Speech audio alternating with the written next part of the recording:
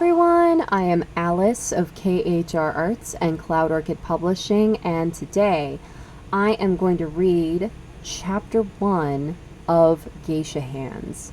This is a historical fiction novel, and as a special treat, it is also fully illustrated.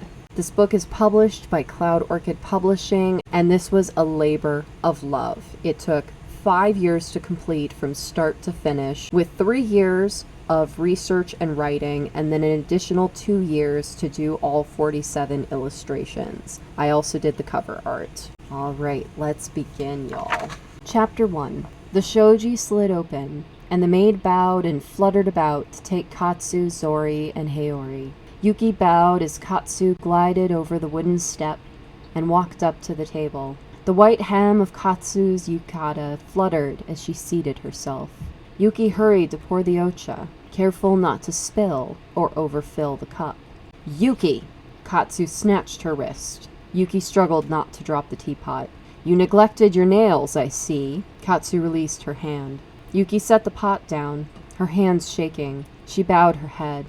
"Gomenasai, Yuroshide kudasai, One-san." "I don't care for your excuses." Katsu sipped her ocha, her eyes closed. "Get your nails fixed this afternoon." She set the cup down and flicked her eyes at Yukie. "Hi, One-san." She bowed her head again. A pair of Katsu's friends had been requested at the same party, and together they wanted to dance. Yukie had been the only maiko present, leaving it up to her to play all the music. The geisha were drunk and danced several pieces from the latest kabuki plays without tiring. They had finally conceded to stop when one of the gohiki had noticed blood dripping down the strings of Yukie's shamisen. One of her blisters had popped, making her injuries appear far more dramatic. Katsu turned and smiled, holding her cup. "I have already told Oito to give your chores to the maids for the evening. See to it that your nails are perfect, and that you bathe tonight. Meet me at the Nakagawa Ochaya tonight once you are dressed. And don't be slow." Yukie took the teacup back into her hands and let the last of the warmth soothe her fingers as she sipped. Katsu's younger maid returned and set a tray of onigiri on the table. Yukie set her cup down. Her nervous hands caused it to clink on the table. Katsu wrinkled her nose at the sound. "Is there going to be someone of notice at this party, One-san?" Katsu waited while Yukie poured another cup of ocha, then answered as she lifted the cup to her lips. "There is to be an important man there tonight. His name is Minoru-san of the Fujimoto family." The maid gathered the discarded bandages and hurried away to dispose of them. Yukie plucked one of the onigiri and took a bite. It was pickled plum. She relished the acidic sour sweetness. The nori wrapper melted on her tongue. "I thought Juro-san was your Dana, One-san." "Juro-san will always be my Dana." She smiled as she said it. "But Minoru-san is a new gohiki, and does not yet officially patronize any maiko or geisha." Katsu sipped, then looked at the contents of the cup. "Minoru-san is a wealthy man come from Naga. He owns a sake business. I ensured that we serve only his brand at the Ochaya for this evening's party." Yukie placed her hands in her lap. Why would Katsu want me to make such an impression on this man? In the past, Katsu had assured Yukie that such important men would ignore a young maiko, as they were more interested in intelligent conversation, not childish drinking games. She could only wonder, could Katsu be arranging for suitors to become my Dana? "I have other matters to attend to. Don't let me catch you wasting time at the sweet shop or running unnecessary errands." Katsu stood, and one of the maids showed her out the door. And here's the picture.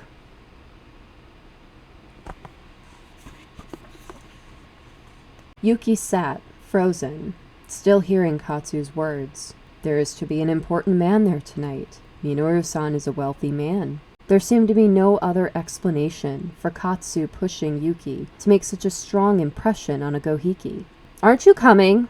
Yukie jerked her head up. Seeing her One-san roll her eyes, she jumped to her feet, making Katsu more annoyed with her lack of grace. Yukie followed Katsu out into the street and to the little shop above the onsen, where Katsu's manicurist worked. At the entrance, Katsu turned to Yukie. Go upstairs and get your nails done. Shiiri has already been instructed on how I would like them. Yukie bowed, her hands shaking. Hi, One-san. She scurried up the stairs, hoping to salvage the day and please Katsu. Shiiri was an old woman, nearly blind, but somehow was able to paint beautiful designs on even the tiniest of nails for the Miyako Odori performances, or if a geisha had the coin. Yukie sat down and allowed the apprentice to scrub her hands and knead pearl cream into her cuticles. The cream felt good on her sore fingers. Her hands had been damaged to begin with, and Sensei had smacked her hands several times that morning. They were learning a new song, and Yukie was having trouble combining the sliding with the plucking. Her nails had chipped while practicing in class. Yet another mistake. On her own, Yukie could not afford such a fine manicurist, especially as often as Katsu sent her. But the Sawari Okiya covered her expenses. Okasan had balked at the cost, but Katsu had smoothed things over with tea and sweet words.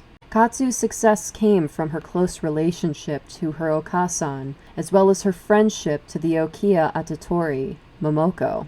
Katsu had become a rather wealthy geisha after paying off her debts, and fronted the money for the Seiya Okiya to expand their property for the debut of 2 additional novice maiko. In exchange, the Seiya Okasan had built a small addition so that Katsu could have her own rooms. Katsu employed her own maids, but her tiny household often relied on the larger Okiya for supplies and extra servants. Katsu was allowed to use the main Okiya kimono collection, in addition to her own tiny wardrobe. Such generosity was unheard of in the hanamachi, but Katsu was also not the average geisha, and Yukie was grateful for the luxury by association. Shiiri entered the room and stood behind the apprentice. She finished her work and bowed. Shiiri took her place as the apprentice scurried off to the kitchen.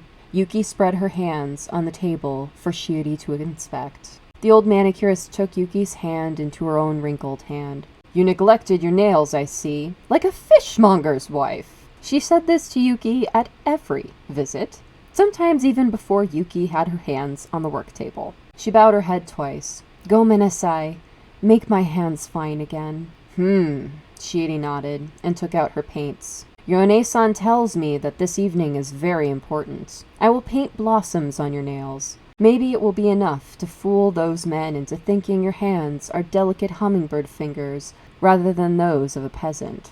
Arigato onegaishimasu. Yukie bowed her head again and watched Shiiri mix the powdered colors into the varnish.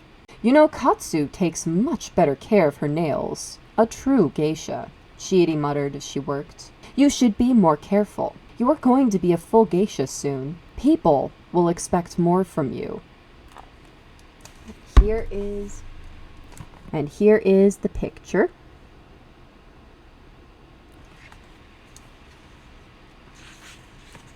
Here is another picture.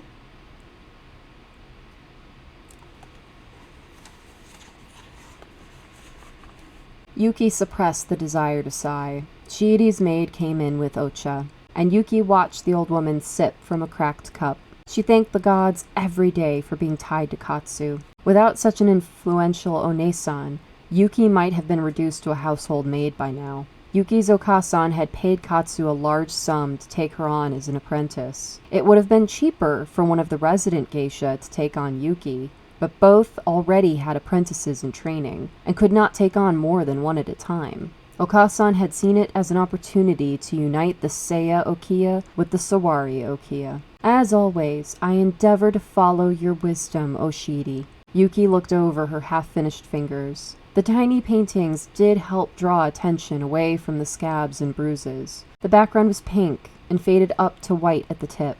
Yukie knew that the geisha at her Okiya would be jealous. They could only afford such extravagant manicures for dances and important banquets. The Miyako Odori performances was only a week away, just before her erikae. Yukie so enjoyed being a part of the recital, even if it meant enduring more chastising from Shiiri for her new nail polish. She had already received her new myogi for the dance. Perhaps I can convince Okasan to purchase a new kinshaku to match. Yukie had seen other maiko with kinchaku that were made to match the recital myogi. They also had matching combs and handkerchiefs. She knew it was simply wishful thinking, as she did not have the funds to buy much herself and had no desire to charge it to the Okia's account and add to her debt. Shiiri's work was slow, giving Yukie plenty of time to ponder. Her thoughts shifted to Minoru. The Gohiki were mainly made up of wealthy nobles and businessmen. On occasion, women liked to throw lavish banquets at their estates or employ a geisha to serve chanoyu. Some geisha had to attend to old or unattractive gohiki. Hoshi had frequently complained about her danna. Yukie shivered.